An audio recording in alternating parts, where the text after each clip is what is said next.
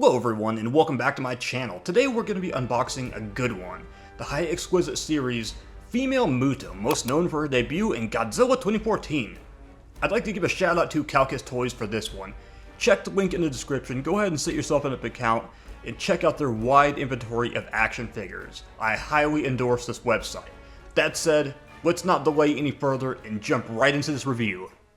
Now before I go any further, I want to state this right here about the box. The box art of this is probably one of the better box arts that I have seen for a Hiya action figure. I've been pretty critical of Hiya and their box arts. I mean, generally for like the Godzilla and Kong, New Empire, anything in that realm, it's pretty simple. I mean, we usually see like a powder dust or something like that, or explosion we'll see, and then just like the action figure. But this right here, I really like the fact that this actually looks like it's something that could pass as like a poster, honestly. It fits the aesthetic really well with the movie. Let's go ahead and jump in and get a more in-depth look at this box art. So hopping on in with a little bit more in-depth detail about this box, in my opinion on it, is basically we have the Female Muto just kind of peering over the smoke and all the rubble, and we have some soldiers on the destroyed building, probably about ready to meet their doom. In the background we have a helicopter, and then of course we have the Transamerica Tower back in the background, which was heavily featured on a lot of the promotional work for Godzilla 2014's posters. Flip it off to the side, and we have the tower and the helicopter once again, and just so much smoke just billowing all throughout. Opposite side, traditionally as usual, Hiya always has a box shot of the actual action figure.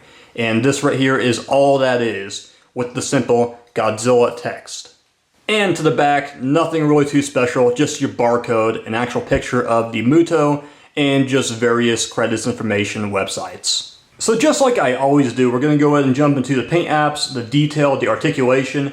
There are no accessories for this action figure, so I will go ahead and substitute that in with size comparisons to other NECA, SH Monster Arts, and Hiya figures out there, so if you are curious about how it scales. Namely, I'm sure one of them that you guys are very curious about is got to be Godzilla 2014, which NECA had released. Keep in mind, Hiya does have their own Godzilla 2014 coming on out, which probably will be likely the next action figure they will be releasing, unless it gets delayed until a further date. Alright, I think a good starting point for this action figure would be to go ahead and talk about the actual detail of this in the paint apps. Now, this figure is a very slick, smooth action figure. It's not, say, as bumpy and as rigid as, say, as some of the other action figures we've gotten, say, like a Godzilla, King Ghidorah, or even the Skullcrawler.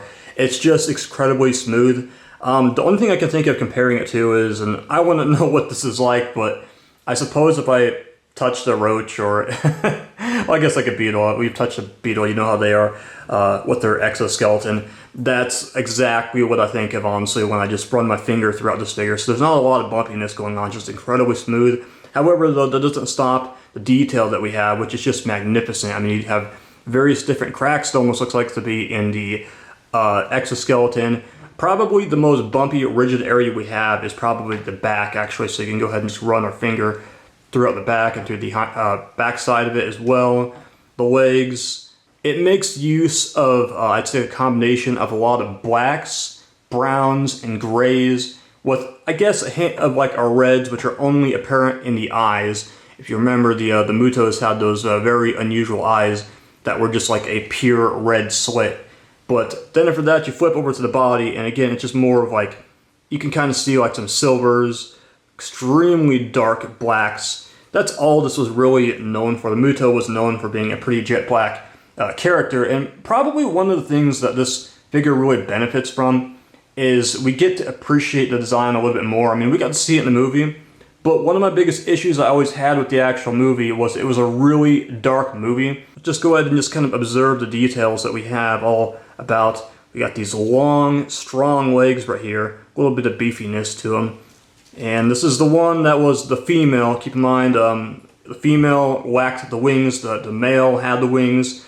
Hopefully we get a male Muto down the line, honestly. But I think so far with like the actual detail and what we're seeing right here, this is a great representation of this. Probably one of the best on this scale. As we continue to talk about some of the detail, let's go ahead and talk about the articulation now. Obviously, there's always some jaw articulation in these action figures, and this is really as far as it can go. It's just on a little hinge. And if you notice, we have our little detail with our teeth, and of course we have some gums that are kind of like a dark purplish or pinkish going on. That tongue is a little pliable, however, I don't think it's meant to be moved around, say like the Godzilla 2019. What I do think is neat about this is the tooling for the overall head. Now obviously we have a very unusual head for the Muto, but to get the most range out of it, what we're going to do is you pay attention to this back part when they move these legs.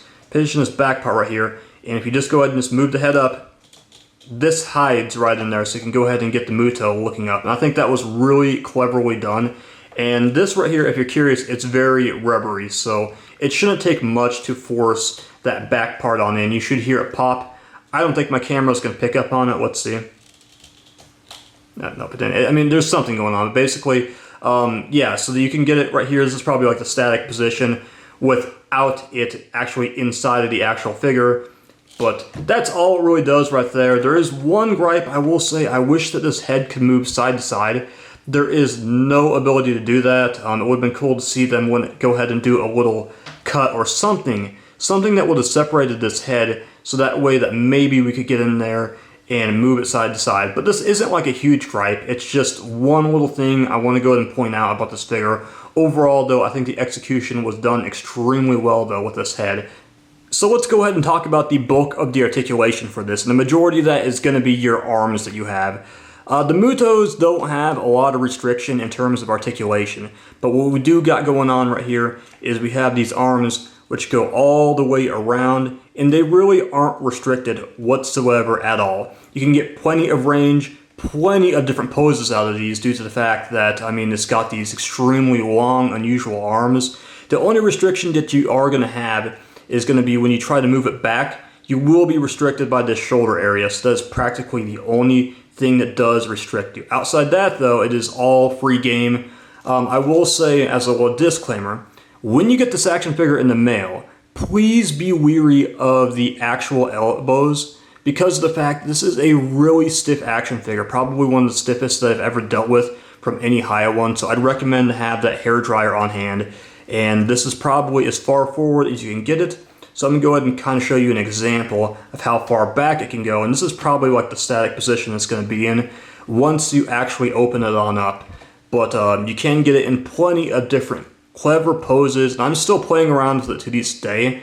And this is an example right here of just one set of the arms right here, and I'll probably go ahead and post more pictures in the future of poses I can get out of it. Then for that, we have another bit of articulation, which is more of the same idea as back here. And then we have this little claw. Now, little disclaimer, this claw, I have not taken a hairdryer to it, so I'm not going to go ahead and articulate it. But let's go ahead and talk about it. You can go ahead and move this forward just a bit right there. So there is a little bit more going on. So you have 1, 2, 3, 4 bits of articulation on these arms. Of course, this applies the same over here. But this back one, this is more on a hinge right here. So this back one is kind of hinged into the back, and you can kind of move it backwards, forwards. It's just kind of restricted by this back that we have going on right there. But what it does do is it gives you more of the same articulation that we see with the front arms. It's just that this right here isn't exactly as free. It just helps give you a little bit more range. And then once again, we do have another elbow joint right here that does bend forward. And then again, we have another claw or knuckle, whatever you want to call it. I'm not sure what the word definitive. I'm going to go ahead and call it claw. Shift over to these big, beefy hind legs that we have going on right here. Now, I'm going to go ahead and just kind of like smooth these out right here. This is probably as far out as you can get. I had this one pop off once right here. Now, it's on a ball joint, so if it does come on off, worry not. It's not broken. Just pop it back into place. You'll only have to worry if the peg does entirely come on off with the leg, so you should be good, though. I have not had a lot of quality control issues with Hiya action figures, really. A lot of good success with their action figures. Maybe their Queen Alien is the one I've had issues with. But move along. We have our knees, and this is kind of stiff right here. Once again, this is an area I have not taken a hairdryer to, but we have the articulation there. More articulation here. This has the ability to kind of spin and rotate around, along with move forward and backwards. And then you go down to the feet, which I really haven't played around with the feet all too much, really, because I really don't see the sense in articulating it. But however, though, the extra range is there. So for the final part of the articulation, we have ab articulation. This doesn't really rock forward too much, and that's due to the fact that we have this pot belly going on right here. This pot belly does restrict it, but we can go plenty side to side. Just make sure you're keeping the arms out of the way right there. And of course, those abdomen arms that do move on around, these are a lot more articulate than, say, like the outer arms. No problem there, once again, on the ball joint. These you can play around with as much as you want to once you get it out of the box. It's just definitely these outer arms I'd be worried about. Like, don't get too excited, don't be articulating too much. Make sure that they are ready to be pliable after you warm them up a bit and get them to go and kind of work them. But these abdomen arms right here are just perfect. So this action figure has no accessories, it's just a figure by itself. But what I figured I'd go ahead and do is give you guys a size comparison so you can see how it scales up against NECA's Godzilla that they released back in 2014, because that's probably going to be the most common one that we were going to see toy photography with until Hiya releases theirs. But let's keep it rolling and compare it to more action figures. The Hiya Skull Devil. Hiya Godzilla 2019. SH Monster Arts Mecha Godzilla. Hiya King Ghidorah Monsterverse. So let's go ahead and talk about the final verdict of this action figure. You can find this figure from about $50 to $90 at most. I will say, now that it's actually releasing, I've seen the cost of it go up a bit more. I do think it's a little bit pricier than what it should be, but I can see how they spent in a lot to tool this one. And for me personally, I had waited a long decade for a Muto figure. Yes, I know that Playmates had some, and also I believe X Plus had a statue, I believe. I can't remember where that came from, but I know there was something out there that X Plus had released. But we've been waiting to see something on like SH Monster Arts, NECA, and they've just avoided it like the plague. And maybe it's because of the fact this is still a relatively new kaiju that's making its name in the Godzilla world, and they were afraid to invest in it and tool it because of the fact that maybe they want to make enough money back. For people like me, this was a must. So anybody that's a big fan of the Monsterverse and has welcomed any of the new original kaiju, you're going to want this. Now, with all that said, I want to hear from you in the comments section. Is this an action figure you're going to go ahead and order? Have you made up your mind on it? Were you a fan of the Muto? Are you excited about the Godzilla 2014 figure that will be coming out eventually, hopefully before the year's end? And of course, as I said, let's cross our fingers that we are going to get the male Muto. That's the one that I want to see unveiled hopefully soon. Maybe it's around the corner.